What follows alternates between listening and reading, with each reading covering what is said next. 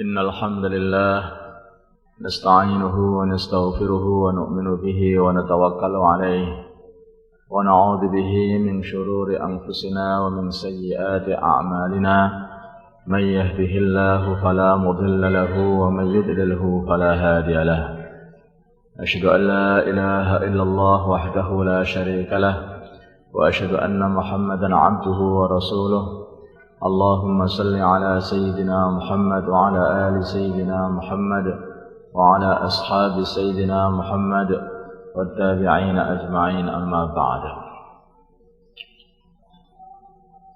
قال الله تعالى إن الذين قالوا ربنا الله ثم استقاموا تتنزل عليهم الملائكة ألا تخافوا ولا تحزنوا وأبشروا بالجنة التي كنتم توعدون نحن أولياؤكم في الحياة الدنيا وفي الآخرة ولكم فيها ما تشتهي أنفسكم ولكم فيها ما تدعون نزلا من غفور رحيم ومن أحسن قولا ممن دعا إلى الله وعمل صالحا وقال إنني من المسلمين ولا تستوي الحسنة ولا السيئة ادفع بالتي هي أحسن فإذا الذي بينك وبينه عداوة كأنه ولي حميم وما يلقاها إلا الذين صبروا وما يلقاها إلا ذو حظ عظيم.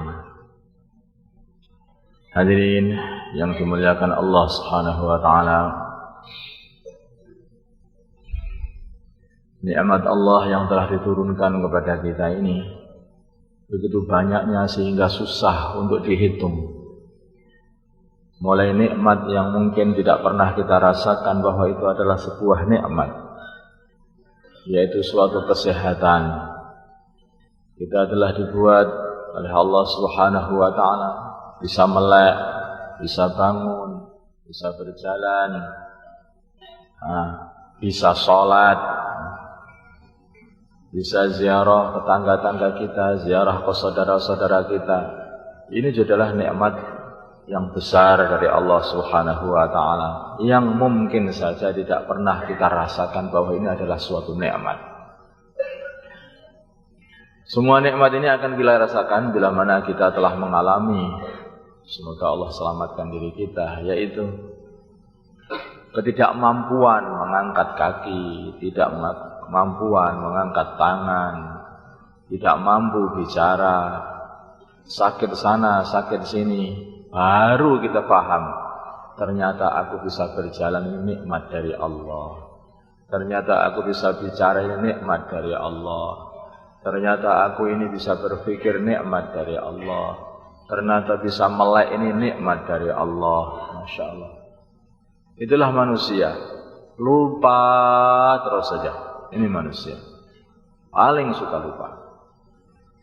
Hadirin yang dimuliakan Allah Subhanahu wa taala, manusia ini kalau mendengar ada satu kata-kata rizki begitu, tentu saja manusia ini akan membayangkan duit begitu saja.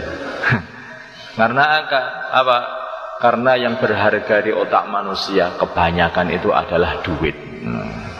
Kebanyakan adalah duit. Malah kalau minta, ya Allah kasihlah kami ini rizki ya Allah, maka artinya kasihlah kami ini duit ya Allah. Mesti begitu. Padahal rizki ini bukanlah duit saja.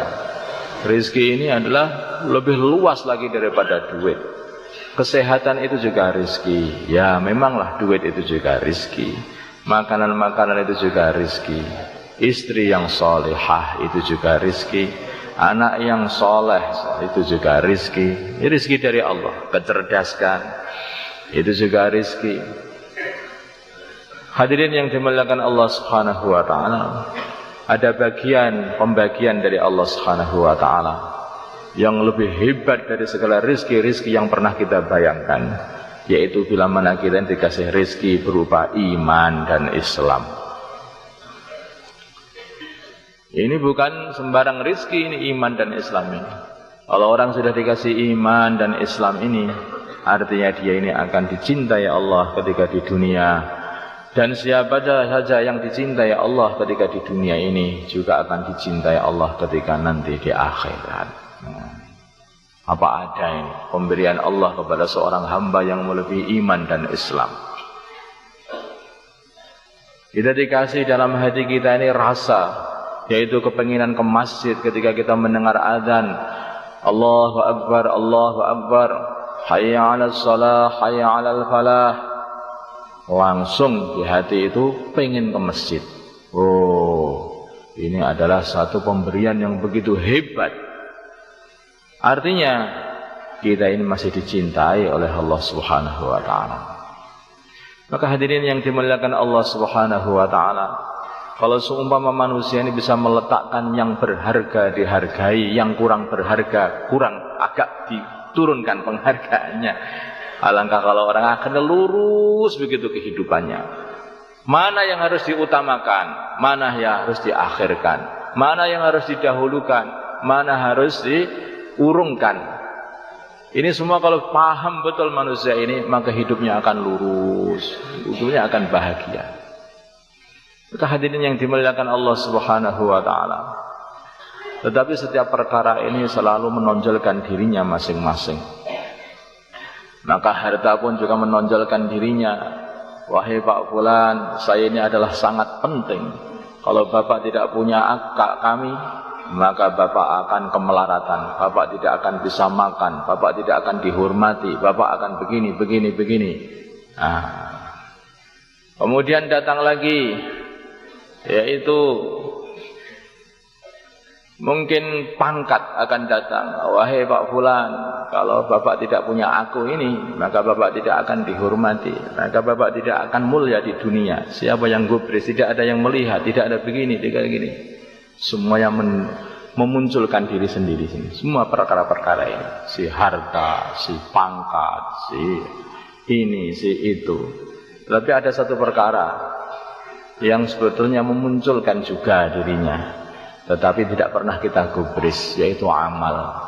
Wahai Pak Fulan, kalau Bapak mengamalkan saya ini, maka Bapak ini akan dimuliakan oleh Allah. Bapak nanti di dunia dimuliakan Allah, di akhirat juga dimuliakan oleh Allah. Maka ini justru katakan yang terakhir ini tidak digubris. Aku lebih memilih harta itu aja, aku lebih memilih pangkat itu saja. Hadirin yang dimuliakan Allah Subhanahu wa taala, kalau kita sampai salah memilih mana yang harus didahulukan, mana yang harus diakhirkan, maka akhirnya jadi kebalik, terjadi kebalikan akhirnya. Terjadi kebalik. Maka ahli dakwah mereka menggambarkan orang yang lebih mementingkan urusan dunianya daripada urusan agamanya, itu adalah seperti orang yang meletakkan makanan di atas kepalanya, kemudian meletakkan agama di atas ketiaknya.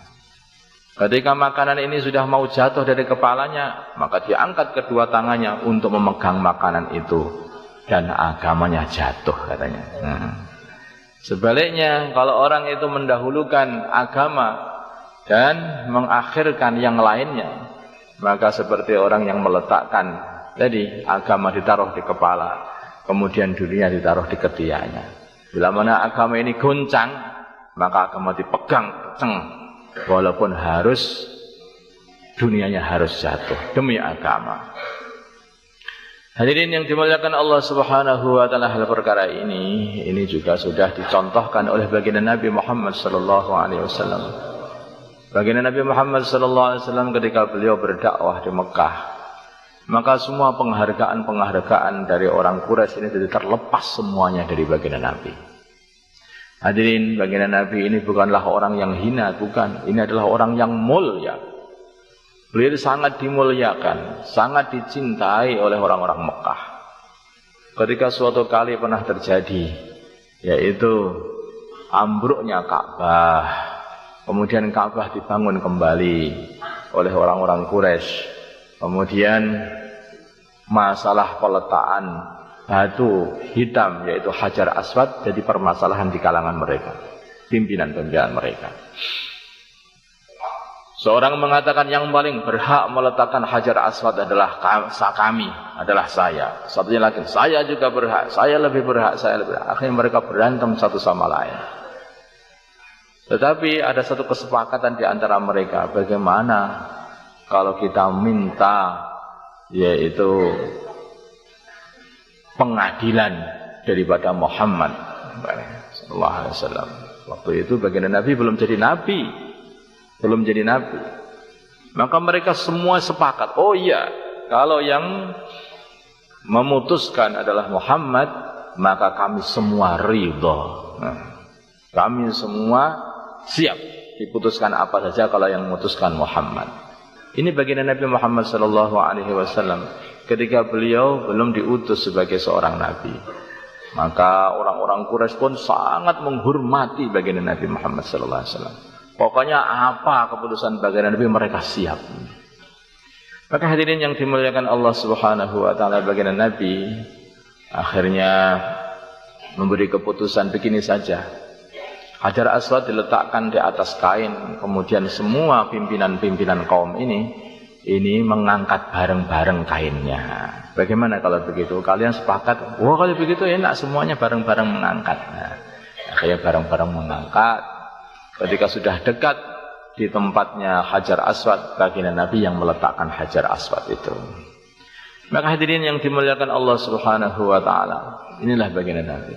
Mereka menjuluki baginda Nabi sebagai Al-Amin, manusia yang sangat amanah, tidak pernah berbohong, tidak pernah membohong, tidak pernah menipu. Ini baginda Nabi. Semuanya sepakat beliau adalah Al-Amin. Sehingga banyak barang-barangnya orang Quraisy, orang-orang Mekah ini dititipkan ke rumahnya baginda Nabi Muhammad SAW. Apa saja kok dititipkan di rumah baginda Nabi, maka mesti akan aman. Mesti akan aman, akan dilindungi dan tidak ada seorang pun yang berani merusaknya atau mengambilnya atau merebutnya. Maka hadirin yang dimuliakan Allah Subhanahu wa taala, begitu baginda Nabi Muhammad sallallahu alaihi wasallam, ya, begitu beliau ini diangkat menjadi nabi, diangkat menjadi utusannya Allah dan diperintah untuk mendakwahkan agama. Dulunya dijuluki sebagai Al-Amin, orang yang sangat-sangat amanah. Sekarang orang Quraisy telah melepaskan julukan itu, berganti dengan Majnun, Kadzab, orang yang banyak bohong, orang yang gila, orang yang kesurupan, orang yang begini, begitu, begini. Banyak sekali julukan-julukan jelek kepada baginda Nabi. Hadirin yang dimuliakan Allah Subhanahu wa taala, demi agama inilah maka baginda Nabi Muhammad SAW rela harus mengorbankan semuanya. Harus mengorbankan semuanya. Beliau dulu dicintai oleh orang-orang Mekah, tetapi ketika sudah mengamalkan agama, maka begitu beliau sholat di dekatnya Ka'bah, maka orang-orang kafir ini telah membawa kotoran unta, ditumplekkan di atas badan baginda Nabi Muhammad SAW. Coba, karena apa ini baginda Nabi dihinakan seperti ini, dihina-hinakan seperti ini? Ini karena agama, karena agama. Bahkan Nabi suatu kali pernah disidang oleh orang-orang Quraisy sana. Mereka mengatakan, wahai Muhammad, hentikanlah dakwahmu. Wahai Muhammad, kamu ini pengen apa? Mereka tidak paham. Baginda Nabi tidak pengen apa-apa. Baginda Nabi hanya mengamalkan perintahnya Allah Subhanahu wa taala. Tapi mereka, kefahaman mereka dikira baginda Nabi ini pengen kedudukan, dikira pengen harta, dikira baginda Nabi pengen bolo. Enggak. Baginda Nabi tidak pengen bolo, tidak pengen harta, tidak pengen kedudukan. Baginda Nabi diperintah Allah untuk mengamalkan agama. Ini. Itulah maka ketika itu orang-orang Quraisy berkata kepada baginda Nabi, wahai Muhammad, bila mana kamu pengen menjadi raja di Mekah ini, maka kami kumpulkan seluruh bendera-benderanya orang Mekah ini. Kamu sendiri yang membawanya. Sudah diperintah apa saja kami siap, tetapi hentikanlah agama ini. Bila mana kamu pengen menjadi orang yang terkaya, maka akan aku kumpulkan seluruh hartanya orang-orang di Mekah ini. Semuanya saya serahkan kepada kamu. Kamu menjadi orang yang paling kaya di Mekah. Bila mana kamu pengen wanita yang cantik, aku kumpulkan wanita-wanita yang tercantik. Kamu pilih mana saja yang kamu pilih, terserah saja. Asal kamu hentikan kerja agama ini. Hadirin, baginda Nabi mengatakan, ini bukan masalahku, ini permasalahan, ini adalah perintahnya Allah Subhanahu wa ta'ala. Aku tidak pengen duniamu, tidak pengen pangkat, tidak pengen wanita, tetapi aku ini tidak bisa menghentikan kerja ini, karena kerja ini adalah perintah Allah. Aku tidak bisa menghentikan amalan ini, karena amalan ini adalah perintah Allah. Ini baginda Nabi. Hadirin, sampai beliau mengatakan, seumpama kalian semua bisa membawakan matahari di tangan kanan saya, bulan di tangan kiri saya, aku pun tidak akan bisa menghentikan amalan ini, karena ini perintah Allah. Karena ini perintah Allah. Maka akhirnya orang-orang Quraisy pun sudah putus asa. Oh, sudah tidak bisa digerakkan, tidak bisa diogak-ogak, tidak bisa dicopot ini Muhammad ini sudah kencang sekali. Ya, bagaimana bisa dicopot ini perintah Allah kok dihentikan? Tidak akan bisa berhenti perintah Allah itu. Kok berhenti, hancur ini aku kalau berhenti. Maka hadirin yang dimuliakan Allah Subhanahu wa ta'ala, itulah pengorbanan baginda Nabi. Saudara menjadi musuh, paman menjadi musuh. Padahal Abu Lahab, paman baginda Nabi, ini adalah seseorang yang dulunya ketika baginda Nabi lahir, Abu Lahab ini saking senengnya kelahiran baginda Nabi, maka dia itu langsung membebaskan budak yang memberi kabar tentang kelahiran baginda Nabi Muhammad SAW. Saking senengnya kepada baginda Nabi. Tetapi begitu baginda Nabi sudah diutus menjadi seorang utusan, maka bencinya itu enggak karu-karuan sama baginda Nabi.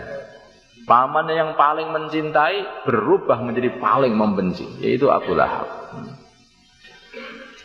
Maka hadirin yang dimuliakan Allah Subhanahu, teman-teman semakin nyingkir semuanya. Tapi baginda Nabi tidak bergeming, terus dia bergerak, terus dia. Ini perintah Allah, ini perintah Allah. Suatu kali baginda Nabi Muhammad SAW menyampaikan agama ini bukan hanya di Mekah. Kadang-kadang orang-orang Mekah ini hatinya begitu, belum terbuka pada waktu itu. Maka baginda Nabi mencoba untuk menyampaikan agama itu ke Taif, daerah yang sana, lebih jauh lagi.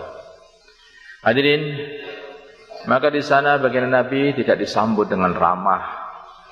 Padahal orang-orang Arab itu zaman dulu itu kalau ada tamu itu betul-betul dimuliakan. Tapi gara-gara baginda Nabi itu sudah kondang dengan mengamalkan agama Islam, mendakwahkan agama Islam, maka di sana tidak dimuliakan. Ini tamu tidak dimuliakan. Bahkan baginda Nabi dipukuli oleh orang-orang Taif sana, dilempari batu, laki-lakinya, wanitanya, yang tua, yang muda, yang anak-anak, semua melempari batu baginda Nabi Muhammad SAW. Maka hadirin yang dimuliakan, bagaimana Nabi faham? Baginda Nabi faham bahwa yang menggerakkan orang Taif adalah Allah, yang menggerakkan orang Mekah adalah Allah, yang memerintahkan untuk memperjuangkan agama juga Allah. Maka baginda Nabi yang ditakutkan ini Gusti Allah itu kok menggerakkan orang kok ngelempari batu aku, itu gimana ini? Apakah Allah ini telah marah kepada aku? Ini yang ditakutkan baginda Nabi. Tidak urusan dengan orang-orang Taif melempari batu, itu enggak masalah. Yang dimasalahkan itu yang menggerakkan Gusti Allah. Lah kok ngelempari batu aku? Yang jadi susahkan baginda Nabi. Maka baginda Nabi akhirnya berdoa kepada Allah, ya Allah, asal engkau tidak marah kepada aku, maka aku tidak masalah, tidak peduli. Yang saya takutkan bila mana engkau marah kepada aku, ya Allah. Tawajuhnya satu. Maka seorang dai itu nanti yang dipikirkan itu Gusti Allah itu berbuat apa kepada diriku ini? Ini aku ini kemana-mana, keluar kok diusir-usir. Jangan marah kepada makhluk, marahlah kepada diri sendiri. Yang membuat ngusir itu adalah Allah juga. Kenapa aku diusir-usir? Apakah Gusti Allah itu sudah marah kepada aku? Nah, kalau kita mengikuti baginda Nabi, harusnya kita pikirkan seperti itu. Ya Allah, asal Engkau tidak marah kepada aku, ya Allah, walaupun aku ini harus berjalan berpuluh-puluh kilo, setiap masuk masjid diusir lagi, masuk masjid diusir lagi, kami tidak apa-apa, ya Allah. Nah, coba kalau seperti itu. Itu baru ikut baginda Nabi.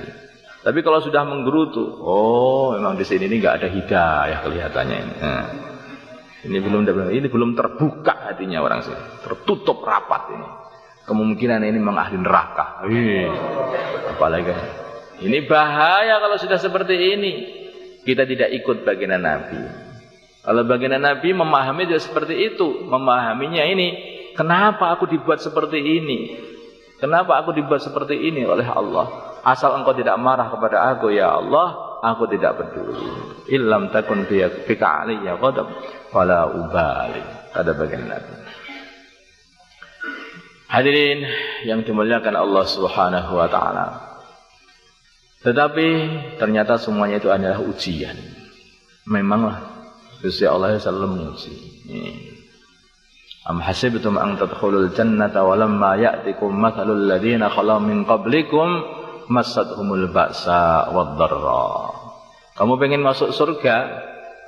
Kalau kamu pengen masuk surga, ya nanti akan aku uji dulu seperti orang-orang zaman dulu aku uji. Mendapati permasalahan-permasalahan dari kanan, dari kiri, diuji oleh Allah Subhanahu wa taala. Ya, kita doa kepada Allah supaya kita ini tidak diuji dengan perkara yang kita tidak kuat untuk menghadapinya. Nah, itu pun juga Gusti Allah sudah ngasih doa kepada kita supaya kita tidak diuji dengan ujian yang kita ini tidak kuat menghadapinya. Rabbana la tu'akhidna in nasina aw akhtana Rabbana wa la tahmil alaina isran kama hamaltahu 'alal ladzina min qablina Rabbana wa la tuhammilna ma la taqata lana bih wa'fu 'anna waghfir lana warhamna anta maulana fansurna 'alal qaumil kafirin. Nah, insyaallah itu ya insyaallah menguji kita, setelah itu ngasih doa kepada kita. Ngasih doa kepada kita. Dulu baginda Nabi Ibrahim Adam alaihi salatu wassalam pernah diuji oleh Allah Subhanahu wa taala. Yaitu kamu wahai Adam tinggal di surga ini wala taqraba hadhihi syajarata fatakuna minadh dhalimin. Kamu dan istrimu jangan mendekat-dekat pohon ini, nanti kamu kalau sampai mendekatinya maka kamu akan masuk golongannya orang-orang yang zalim. Nah, akhirnya betul makan buah khuldi, dimarahi oleh Allah. Semua pakaian surganya hilang semuanya. Orang surga itu berpakaian karena takwanya. Nah, tapi kalau di surga itu kok membangkang perintah Allah, hilang pakaiannya. Maka baginda Nabi Adam hilang pakaiannya. Akhirnya fatafiqa yahsifani min waraqil jannah. Alaihi mami waraqil jannah. Ditutupi. Kedua, apa itu? Kubul dan duburnya. Hadirin yang dimuliakan Allah Subhanahu wa taala. Begitu Nabi Adam alaihi salatu wassalam telah sampai ke dunia ini, Gusti Allah sendiri yang memberi Nabi Adam doanya. Wa talaqa Adamu min rabbih kalimatin fataba alaih. Kalimatnya itu apa? Rabbana zalamna anfusana wa illam taghfir lana wa tarhamna lanakunanna minal khasirin. Wahai Adam dan Hawa, amalkan ini biar kamu diampuni Gusti Allah. Gusti Allah yang mengusir, Gusti Allah yang memberi doa untuk diterima taubat, dan Gusti Allah sendiri yang menerima taubat. Masya Allah. Jadi Allah Subhanahu wa taala begitu sayang kepada hamba-hambanya. Begitu sayang kepada hamba-hambanya. Maka hadirin yang dimuliakan Allah Subhanahu wa taala, para anbiya juga seperti itu. Ketika para anbiya ini sudah dimusuhi habis-habisan oleh orang-orang yang tidak faham, maka Allah telah memberi doa kepada para anbiya ini supaya mereka berdoa kepada Allah biar ditolong oleh Allah Subhanahu wa taala. Rabbi inni maghlubun fantasir. Rabbi inni maghlubun fantasir. Ya Allah, saya ini telah kalah ya Allah. Engkau tolonglah kami ya Allah. Ya Allah, saya telah kalah ya Allah. Engkau tolong aku ya Allah. Engkau tolong aku ya Allah. Engkau tolong aku ya Allah. Beri ilham, diberi wahyu oleh Allah SWT seperti ini. Maka hadirin yang dimuliakan Allah Subhanahu wa taala, kalau kita ikuti saja ini perjalanan hidup baginda Nabi Muhammad sallallahu alaihi wasallam, nanti akhirnya kita ini punya kehidupan seperti kehidupan baginda Nabi. Lurus begitu. Lurus begitu. Itulah kalau dalam surat Al-Fatihah kalau yang kita baca. Apa yang kita minta kepada Allah, yaitu mengikuti jalannya para anbiya, para nabi, para rasul. Maka perlu kita mengikuti jalan para nabi, para rasul. Untuk bisa itu, maka kita harus tahu perjuangan mereka, kehidupan mereka. Kata para ulama, di antara para nabi, para rasul, yang wajib diketahui oleh orang iman adalah 25 nabi. Hadirin, di situ kita berdoa kepada Allah, ihdinas siratal mustaqim. Ya Allah, tunjukkanlah kami jalan yang lurus ya Allah. Siratal ladzina an'amta alaihim, yaitu jalannya orang-orang yang telah Engkau kasih nikmat. Siapa itu? Para nabi, para rasul, para anbiya semuanya, dan baginda Nabi kita Muhammad sallallahu alaihi wasallam. Nah, kita pelajari itu kehidupan baginda Nabi dan kita terapkan di dalam kehidupan kita. Baginda Nabi ketika bertemu dengan sahabat-sahabatnya. Baginda Nabi ketika bertemu dengan orang-orang yang tidak paham. Seseorang telah datang kepada baginda Nabi namanya Husain. Yaitu orang Suwa dan dia ini tokoh Quraisy. Datang kepada baginda Nabi. Terus terang dia itu mengatakan, "Wahai Muhammad," katanya. Baru saja datang. Baginda Nabi bagaimana? Ini orang kafir padahal. Ketika baginda Nabi dalam satu majlis dengan sahabat-sahabatnya, maka ketika orang-orang ini datang, Husain ini datang, Mbah Husain ini datang, maka baginda Nabi berkata kepada sahabat-sahabatnya, minggir-minggir, ada syekh yang mau datang ke sini. Minggir-minggir. Coba. Ini baru kata ini sudah mengesankan kepada si Mbah Husain tadi. Mbah Husain itu terkesan, waduh. Diikram, yang pentingnya orang itu ikram, berbudi yang baik, berakhlak yang baik. Jangan berakhlak baik itu ketika sudah selesai ikram, maunya hanya diikram, tidak mau ikram. Nah, yang seperti ini bukan akhlak yang baik. Itu adalah seperti tai yang disalut dengan roti. Luarnya kelihatannya baik, tapi dalamnya sebenarnya tai. Hadirin yang dimuliakan Allah Subhanahu wa taala. Makanya kalau kita berakhlak keluar dan dalamnya baik. Hati kita baik dan luar kita juga baik. Kalau kita pengen mengikuti baginda Nabi. Demikian juga baginda Nabi Muhammad sallallahu alaihi wasallam. Maka begitu datang mereka, siapkan tempat, siapkan tempat. Ini silahkan duduk di sini. Ada apa tuan katanya? Muhammad, aku telah mendengar kamu ini berbuat macam-macam di sini, ini membuat keresahan saja di sini ini. Hentikanlah dakwahmu itu, hentikan dakwahmu itu, sudah, jangan diteruskan. Ini sudah capek kami ini dengan kamu tuh.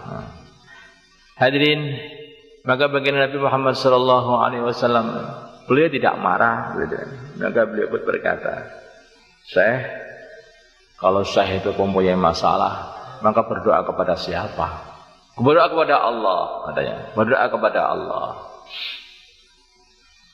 Kalau kamu punya begini, berdoa kepada Allah. Banyak semua ditanya, berdoa kepada Allah. Semua permasalahan terjadi, nanti kamu mintanya penyelesaian kepada Allah. Tetapi kok yang disembah itu banyak sekali.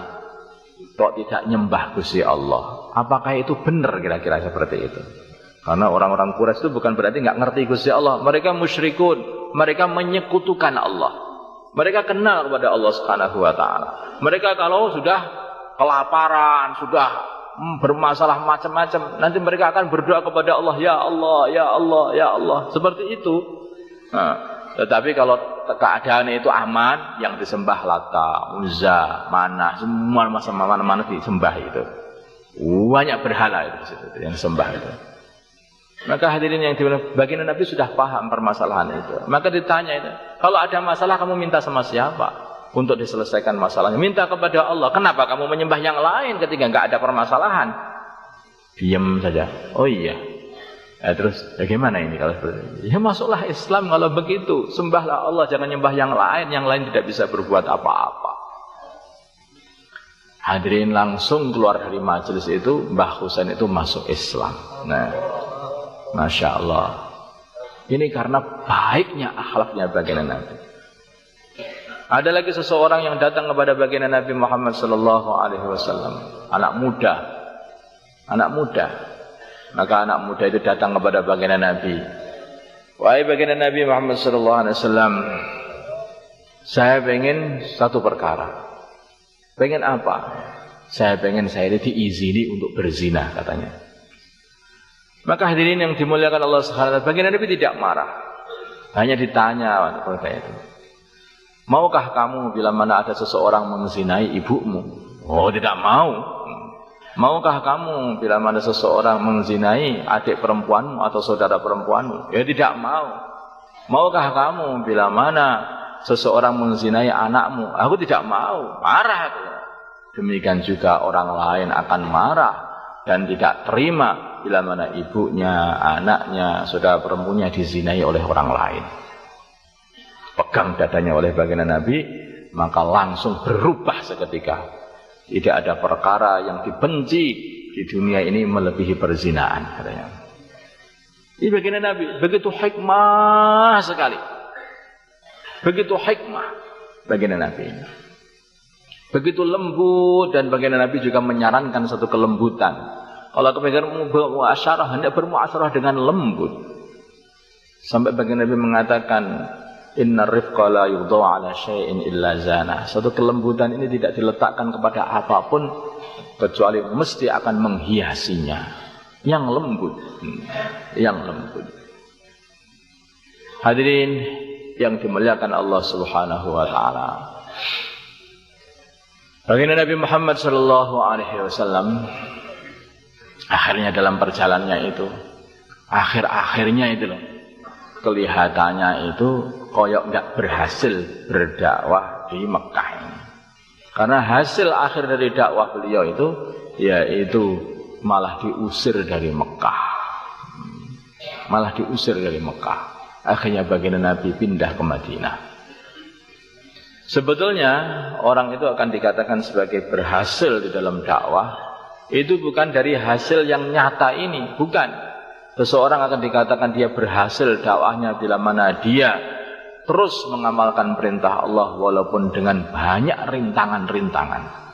Tidak berubah, itulah orang yang berhasil.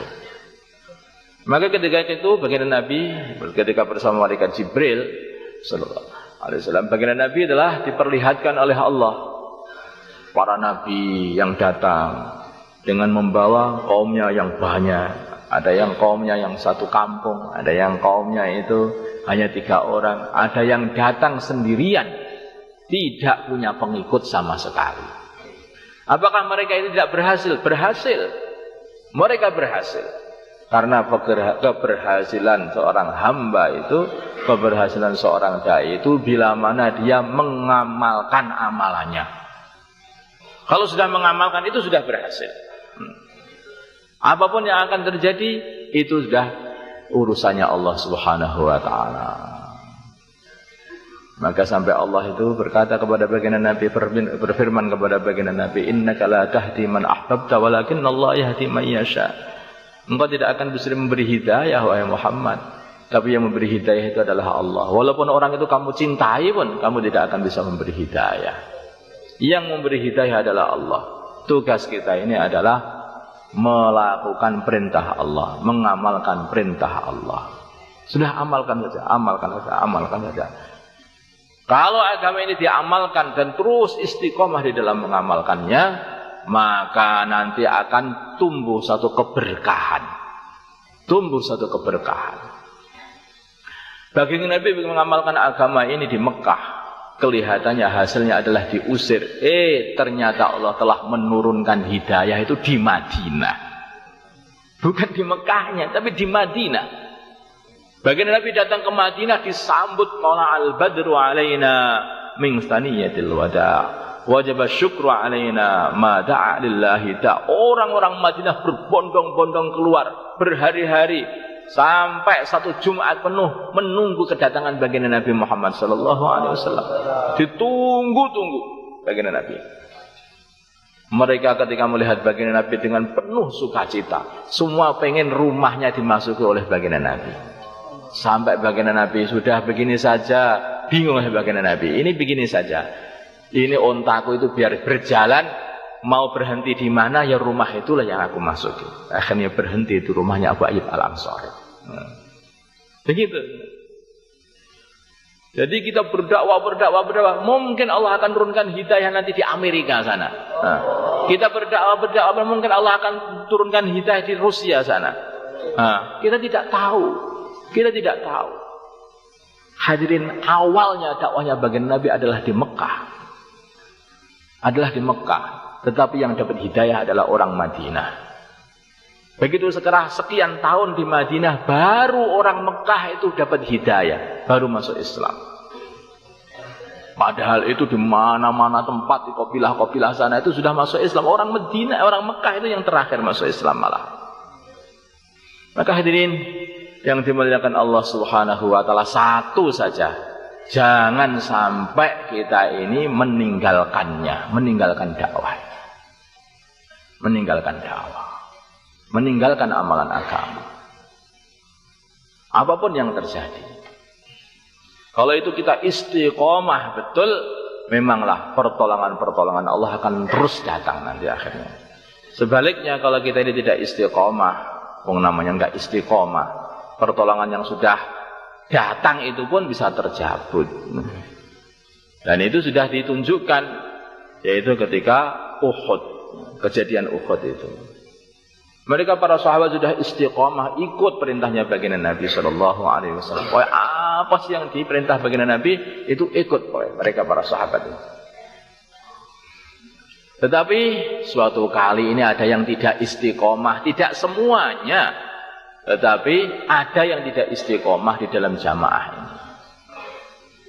Ada seseorang diletakkan, ada beberapa satu jamaah diletakkan di atas gunung namanya Jabal Rumah. Yang di sana itu baginda Nabi berpesan, jangan sekali-kali kamu turun dari sini sebelum aku perintahkan turun.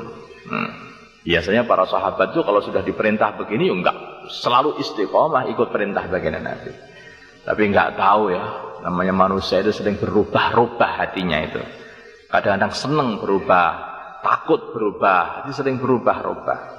Hadirin yang dimuliakan Allah Subhanahu wa taala, di bawah di sana ada pertempuran. Orang-orang Islam telah mendapatkan nusrah, pertolongan dari Allah Subhanahu wa taala. Sehingga orang-orang kafir telah lari tunggang-langgang. Mereka telah datang dari Mekah untuk menyerang Madinah, tapi mereka telah lari tunggang-langgang. Mereka telah lari. Orang yang ada di Jabal Rumah ini yang ditempatkan oleh baginda Nabi ini, sebagian dari mereka ini sudah mulai berguncang. Wah, sudah selesai ini, sudah selesai. Ini wapsi loh, berarti sudah waktunya wapsi ini. Nah, ada waktunya wapsi. Nah, ini repot ini. Belum diwapsi sudah pulang duluan. Nah. Hadirin yang dimuliakan Allah Subhanahu wa taala. Akhirnya tidak semuanya, hanya beberapa saja. Hanya beberapa. Mereka turun dari gunung, sudah selesai. Sudah dikasih tahu oleh amirnya, jangan pulang, jangan pulang. Ini belum boleh, belum diwapsi oleh baginda Nabi. Tetap saja mereka turun. Nah, disitulah Allah kasih pelajaran. Kalau sudah tidak istiqomah, nusroh yang sudah datang pun dicabut kembali oleh Allah Subhanahu wa taala, sehingga 70 orang wafat pada waktu itu, mati syahid. Maka hadirin yang dimuliakan Allah Subhanahu wa taala, keadaan seperti menjadi pelajaran para sahabat dan jadi pelajaran oleh seluruh umat Islam sampai sekarang ini kalau kita pelajari lagi. Bahwa kalau kita sudah tidak istiqomah, nusrah yang sudah datang pun akan terjatuh. Maka istiqomah.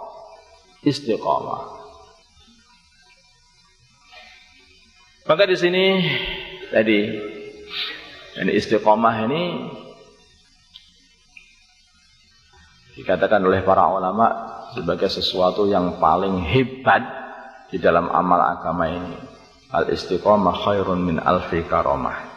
Istiqomah ini adalah lebih baik daripada 1000 keramat katanya. Istiqomah ini satu perkara yang hebat. Baginda Nabi segala urusan istiqomah. Beliau sholat setiap malam itu adalah 1/7 Al-Quran. Sholat beliau setiap malam istiqomah. Istiqomah beliau 1/7 Al-Quran. Beliau setiap hari bertaubat 70 kali atau 100 kali. Istiqomah seperti itu. Ini bagian Nabi. Apa-apa itu istiqomah. Bahkan dikatakan dalam mana baginda Nabi ini biasa membaca Al-Quran 1/7 Al-Quran setiap harinya, sehingga setiap Jumat beliau itu menghatamkan 1 khataman Al-Quran. Dalam mana beliau malamnya itu tidak membaca, maka dibaca diqadha pada waktu duha. Diqadha ketika pada waktu duha. Maka jadi istiqomah. Nah, orang-orang yang istiqomah seperti ini dan tidak bergeming hatinya, wah, orang-orang seperti ini nanti ketika wafat ini khusus untuk mereka akan didatangi oleh para malaikat. Innal ladzina qalu rabbuna Allah tsumma istaqamu tatanazzalu 'alaihimul malaikatu alla takhafu wa la tahzanu. Kata-kata para malaikat yaitu yang pertama kali la takhafu, janganlah kalian khawatir. Sekarang sudah tidak perlu khawatir lagi. Karena sudah mati itu tidak perlu khawatir. Udah jelas. Artinya apa? Artinya ternyata ahli istiqomah ini mempunyai suatu 2 perkara yang menjadikan mereka menjadi istiqomah, yaitu rasa khawatir, khauf. Yang kedua adalah rasa, yaitu risau. La takhafu wa la tahzanu. Risau. Baginda Nabi kita Muhammad sallallahu alaihi wasallam diceritakan bahwa beliau ini adalah kana mutawasilul ahzan. Baginda Nabi terus menerus risau, terus susah baginda Nabi. Ada risau terus dalam hatinya. Tapi baginda Nabi amal bukan karena risau, bukan. Amal karena diperintah oleh Allah. Amal bukan karena risau, amal karena diperintah oleh Allah. Kalau kita amal karena risau, itu salah lagi nanti. Tetapi selalu risau baginda Nabi. Adapun orang-orang yang ada khauf, yang ada rasa khawatir ini, maka disebutkan dalam ayat yang lain, fa amma man khafa maqama rabbih wa nahan nafsa 'anil hawa fa innal jannata hiyal ma'wa. Adapun orang yang mereka ini khawatir ketika nanti dihadapkan kepada Allah, didirikan di tempat khusus untuk berdiri, ditanyai oleh Allah Subhanahu wa taala, dan akhirnya mampu untuk menahan dirinya dari melakukan perkara-perkara yang tidak meridhakan Allah Subhanahu wa taala, orang inilah yang nantinya akan masuk surga. Sekarang ini ada yaitu khauf. Kemudian ada nahan nafsa 'anil hawa.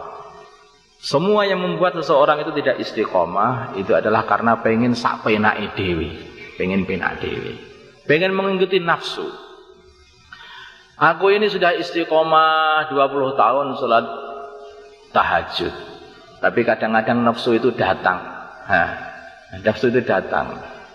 Ini sudah lama kamu tahajudmu, mbok ya sekali-kali itu istirahat toh. Kasihan tubuhmu. Nafsu mendatangi seperti itu. Setan kerjasama dengan nafsu. Iya, kelihatannya kalau sekali-kali ya nggak apa-apa.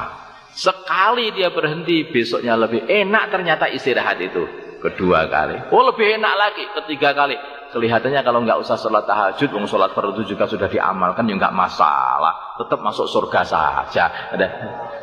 Lah, model-model yang seperti ini nanti kalau mati tidak ditandangi malaikat yang seperti ini. Bukan ahli istiqomah yang seperti itu. Istiqomah Istiqomah ini mesti orang itu harus bisa menahan nafsunya, menahan keinginan dirinya, itu harus bisa menahan. Caranya bagaimana? Hadirkan ini, makhafatullah, takut kepada Allah Subhanahu wa taala di dalam hati, terus takut. Nanti kalau ditanya Gusti Allah, wahai fulan, kamu dulu dakwah, sekarang kamu tinggalkan, kenapa? Bagaimana kita jawab? Wahai fulan, dulu kamu suka taklim di masjid, sekarang kamu tinggalkan, kenapa? Bagaimana kita bisa jawab? Wahai fulan, dulu kamu tahajud, kenapa kamu sudah tidak mau tahajud? Kamu sudah bosan sama saya ya fulan. Nah, bagaimana kalau semua ditanya seperti itu? Dulunya senangannya menghadap kepada Allah, sekarang ditinggalkan. Bagaimana kita bisa menjawab? Ya Allah, diriku mengajak aku untuk tidur. Ya Allah, diriku untuk mengajak aku untuk istirahat. Atau apa bisa berkata seperti itu nanti di hadapan Allah. Maka hadirin yang dimuliakan Allah Subhanahu wa taala, kalau kita pengen istiqamah, maka rasakan rasa khauf itu. Terus rasakan rasa khauf. Maka man khafa adlaja wa man adlaja balaghal manzil. Kalau orang itu khawatir, kalau orang itu takut, mesti dia akan berangkat malam-malam. Kalau berangkat malam-malam, nanti akhirnya sampai tujuan. Kalau orang itu nggak takut, ya, nggak takut, nggak ada khawatir, berangkatnya pagi-pagi. Ternyata ketika pagi-pagi banyak anak sekolah yang keluar, akhirnya jalanan macet, nggak sampai tujuan, ketinggalan pesawat. Bagaimana Bang? Nah, seperti itu. Kalau orang itu ada rasa takut, ada khawatir, mesti pengennya itu berangkat yang cepat yang malam-malam. Persiapan artinya itu. Itu persiapan. Saya ini takut tidak bisa keluar 4 bulan.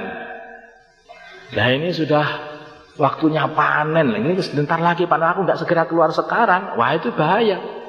Makanya cepat-cepat keluar sekarang saja. Pas datang-datang itu sudah panen. Nah, jangan diikuti nafsu. Wah ini waktu hujan baru mau turun. Ini baru bercocok tanam.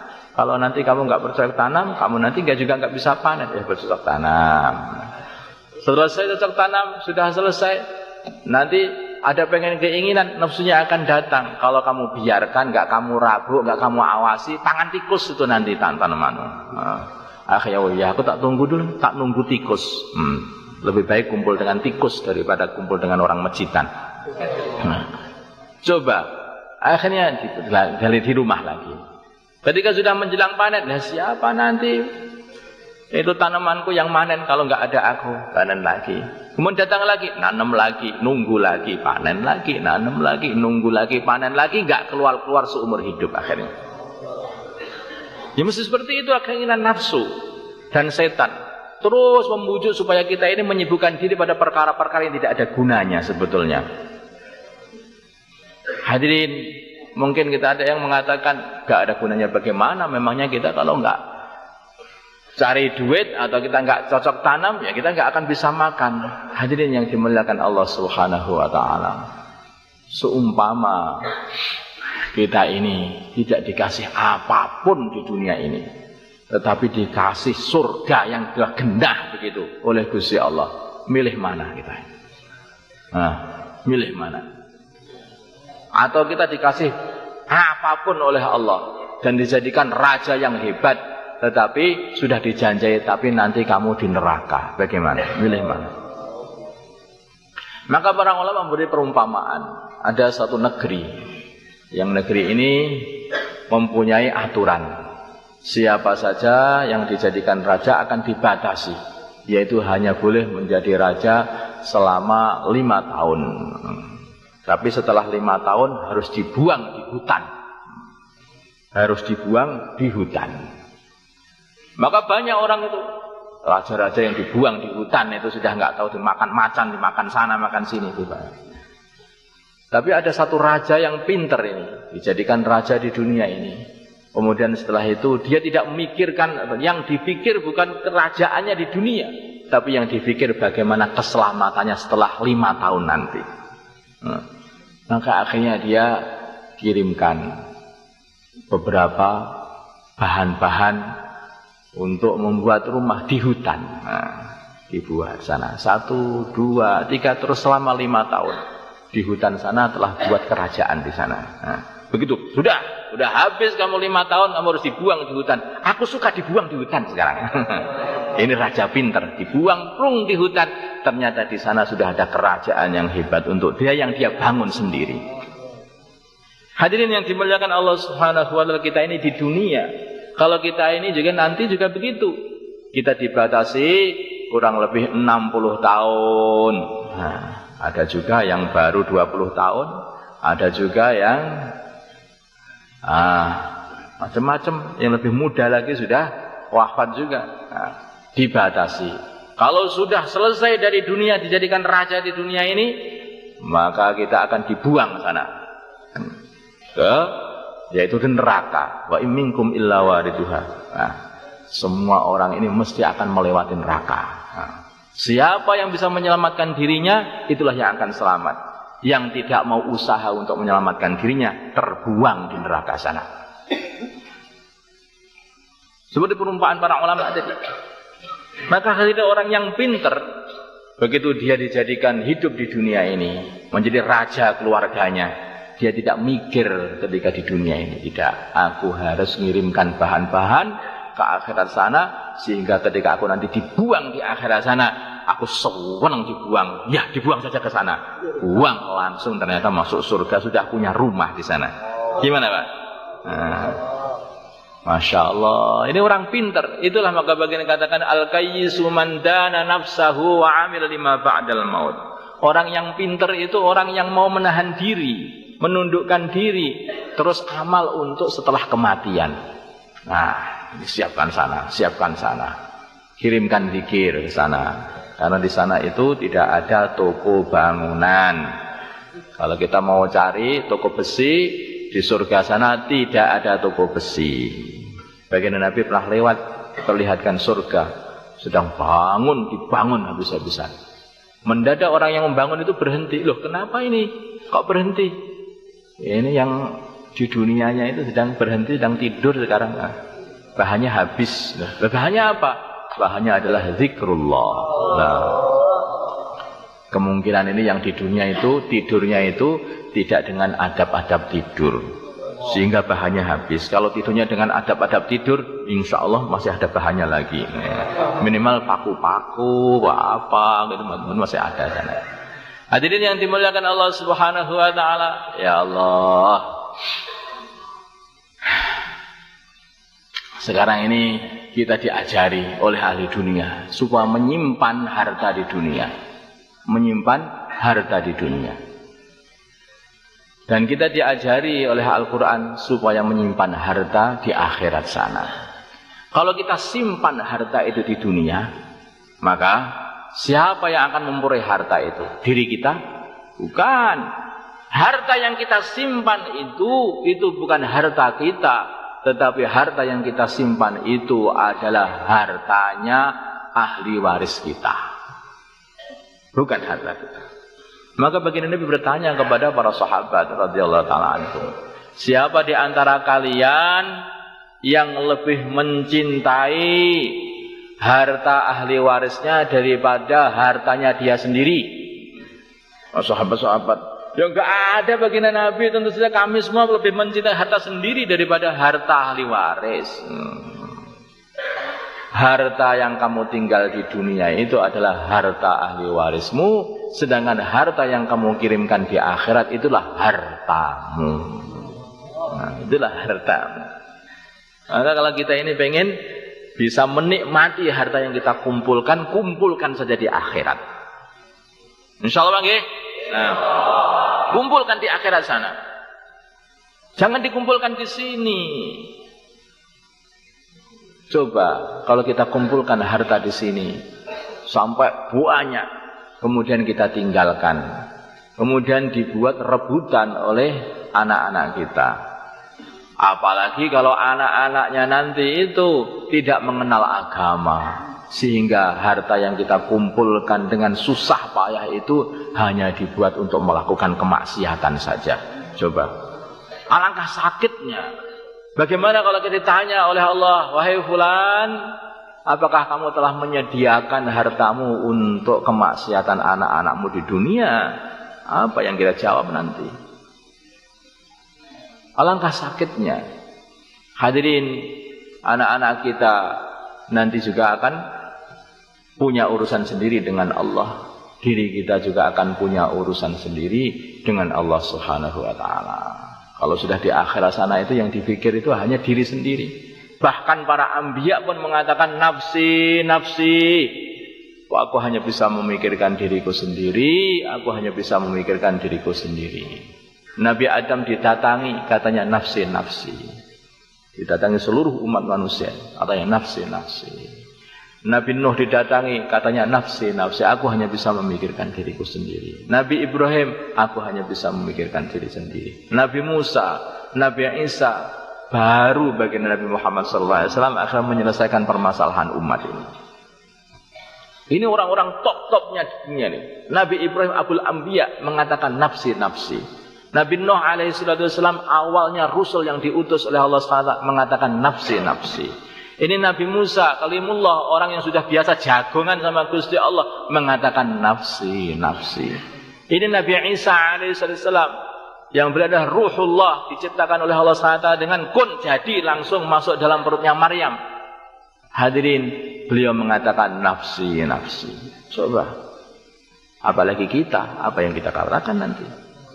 Kita hanya bisa memikirkan diri sendiri. Maka hadirin yang dimuliakan Allah Subhanahu wa ta'ala, bawalah bekal sebanyak-banyaknya di akhirat itu. Siapa yang membawa bekal banyak nanti di akhirat, itulah orang yang paling kaya nanti di akhirat. Sebaliknya kalau bekal kita tinggal di belakang semuanya, nanti kita ini tidak punya apa-apa di akhirat. Tapi ada satu orang yang dia itu sudah membawa bekal banyak, tetapi bekalnya itu dibuat rebutan orang ketika di akhirat. Ada yang begitu itu. Apa permasalahannya itu? Karena dulu ketika di dunia suka menggunjing orang. Jadi orang itu ada, bekalnya itu sudah banyak. Kalau dibuat bangun itu sudah membuat bangunan sudah hebat di sana itu. Yang hebat-hebat sudah cukup sebetulnya. Istri juga melimpah di sana. Sayangnya ketika sudah sampai di akhirat, datang sing fulan. Fulan, kamu dulu kan menggunjing aku. Oh iya. Nah, bagaimana ini? Saya sudah nggak punya apa-apa di sini, sudah nggak ada harta tuan. Di sini nggak ada harta. Tak kasih duit 10.000, nggak laku duit 10.000. Ini merah 100.000 nih. Walaupun merah, walaupun hijau, walaupun biru. Itu emas pun di sini sudah tidak laku. Yang laku hanyalah amalan. Aku minta amalanmu. Dicaruh ya amalan kita. Dimasukkan ke amalan mereka. Datang lagi, caruhilah itu. Ini gimana ini semua kau ngambil amalanku ini? Lah kamu kan sudah bagi-bagi dulu di dunia. Kelihatannya kamu orang baik kan? Sudah bagi-bagi amalan kepada semua orang. Dibagi-bagi, habis. Masih ada yang datang lagi. Bulan, aku belum kebagian amalanmu loh. Aku juga dulu kamu gunjing juga lah. Aku juga minta amalanmu. Aku sudah nggak punya amalan apa-apa. Gimana ini? Ya kalau begitu ini keburukanku tak kasihkan sama kamu. Akhirnya dia nggak amal buruk, penuh keburukannya. Dia sudah amal baik, habis kebaikannya. Coba ini. Maka sampai bagian Nabi mengatakan, ini yang namanya menggunjing dan hasad dan sebagainya ini dikatakan sebagai al-halak, satu amalan yang mencukur amalan-amalan, yaitu amalan menggunjing, amalan hasad. Ini amalan yang mencukur amalan, menghabiskan amalan. Maka hendaknya kita jaga, kalau sudah kumpulkan amalan kita ini untuk akhirat kita, hendaknya kita jaga yang baik. Jangan sekali-kali lesan kita ini membagi-bagi amalan ini. Ini lama hal ini. Sholat tahajud sudah capek-capek. Masa kita bagi-bagi dengan free begitu saja. Ini dakwah sudah 4 bulan. Saya sudah 4 bulan. Habis 4 bulanmu sudah kamu kasihkan bulan. Masya Allah. 4 bulan hanya sekali seumur hidup. Kasihkan orang pula. Dapat apa kita nanti? Ya. Hadirin yang dimuliakan Allah Subhanahu wa taala, dijaga amalannya. Kita jaga betul. Maka kita jaga betul.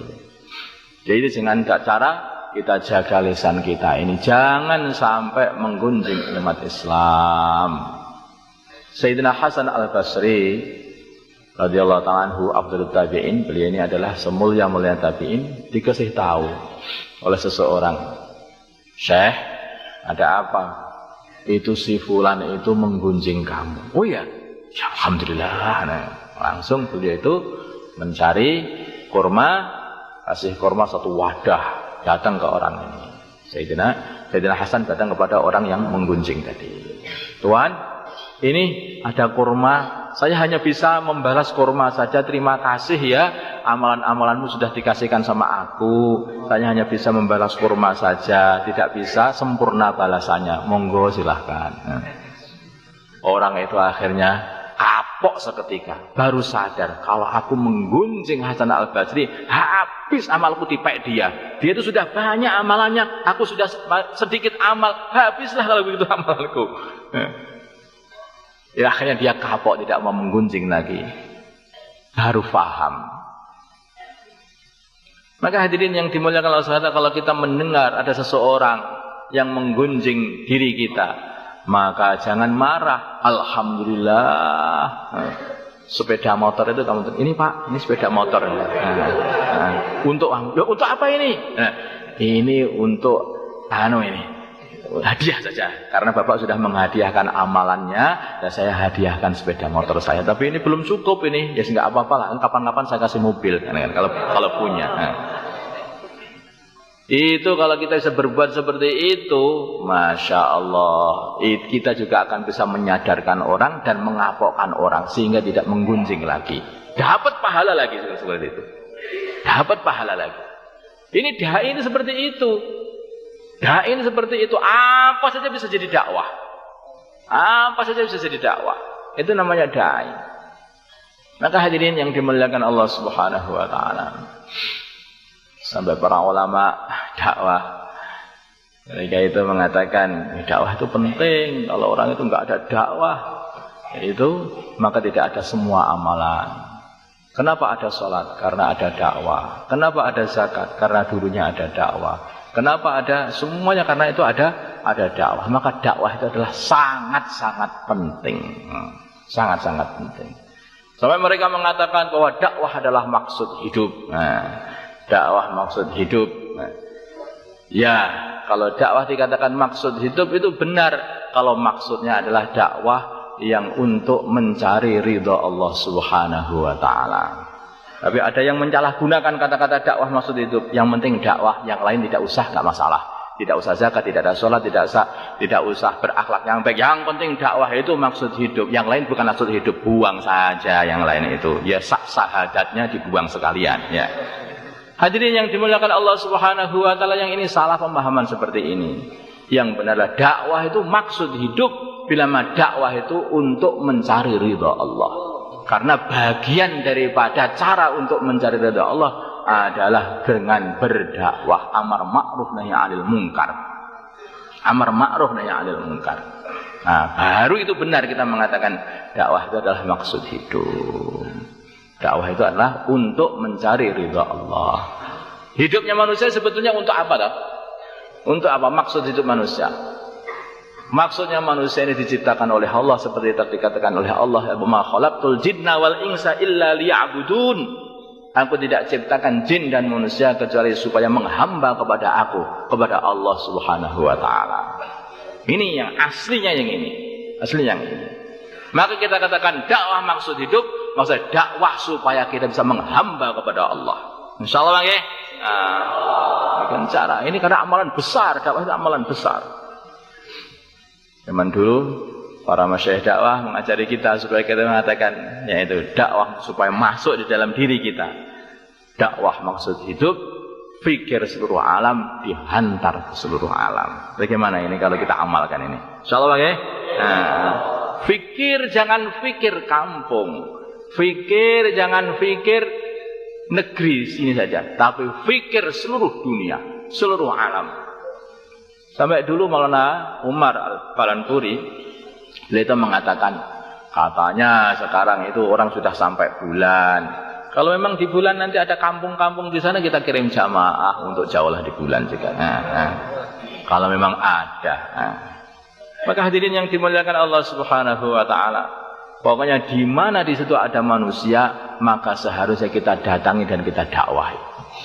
Dan itu dulu niatnya baginda Nabi Muhammad SAW. Tidak ada kampung, tidak ada kota di seluruh dunia ini kecuali mesti kita akan masuki dengan kalimat la ilaha illallah Muhammad Rasulullah sallallahu alaihi wasallam.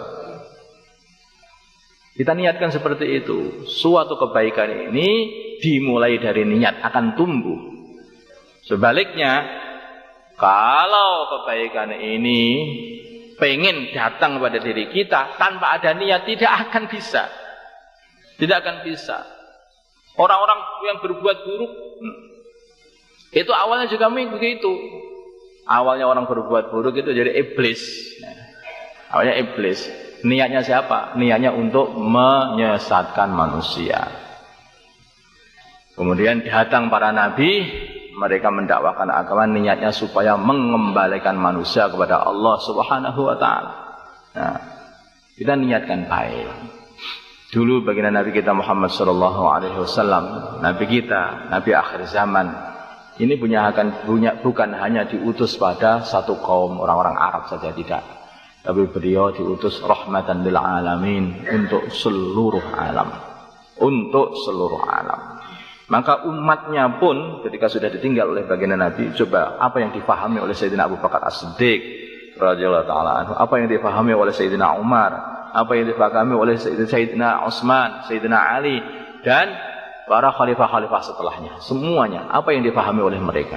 Yang difahami, umat ini harus bergerak ke seluruh alam untuk menyampaikan agama. Untuk menyampaikan agama. Dan baginda Nabi sudah mengajari, baginda Nabi masih hidup, beliau telah mengirimkan utusan berdakwah ke negeri Persia. Baginda Nabi masih hidup, maka baginda Nabi telah mengirimkan utusan berdakwah ke negeri Romawi, berdakwah ke Mesir, berdakwah ke Ethiopia, berdakwah ke berbagai negeri. Maka hadirin yang dimuliakan Allah Subhanahu wa taala, akhirnya difahami oleh para sahabat, berarti kita ini harus menyampaikan agama ini ke seluruh alam. Akhirnya agama ini disampaikan ke seluruh alam oleh para sahabat-sahabat. Sampai 2/3 dunia semuanya kenal dengan agama.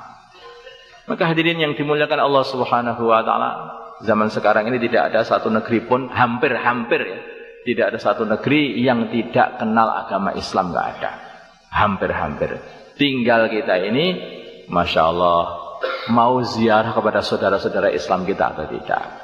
Kalau ada hubungan antara orang Islam, akan tumbuh kekuatan iman. La tadkhulunal jannata hatta tu'minu wa la tu'minu hatta tahabu. Ini orang tidak akan bisa masuk surga kecuali mereka itu beriman, dan tidak akan beriman dengan sempurna kecuali saling cinta mencintai. Kenapa orang-orang Islam menjadi murtad? Kenapa? Karena mereka tidak ada yang menyilaturahimi, tidak ada yang mendatangi. Ketika datang orang-orang silaturahim membicarakan urusan agama, maka mereka semua kembali beriman. Maka ini, jangan sampai kita tinggalkan amalan silaturahim. Keliling ke seluruh dunia, kita datangi saudara-saudara kita yang ada di Rusia, kita datangi saudara-saudara kita yang ada di Amerika sana, kita datangi saudara-saudara kita yang ada di jauh-jauh di Afrika sana. Nah, kita datangi semuanya.